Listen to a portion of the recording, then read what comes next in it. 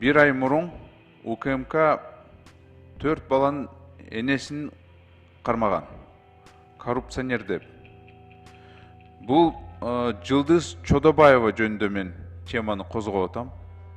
Кече анын апасы келген.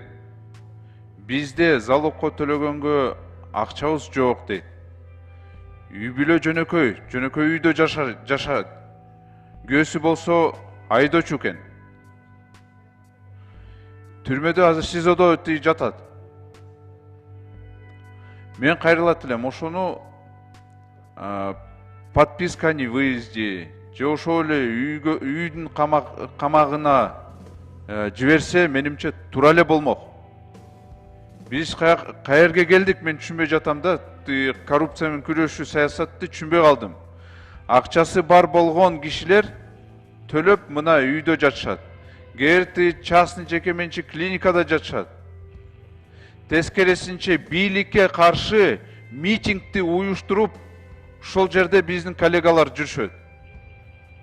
Президенттин саясатты мактап, элге барып, башка маалыматты берип атышат.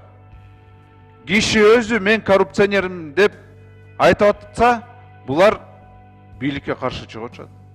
Түшүнбөй калдым таптакыр. Бийлик менен мамилеси жакшы, ошол эле кезде барып элге башка маалыматты берип атышат да. Коррупционерди коргоп. Бул туура эмес. Теңсиздик мамиле коррупционерлерге болот атат. Андай болбош керек. Ушул Жылдыз Чодобаеваны Актаевы сот, Актабаевы ал сот чечет.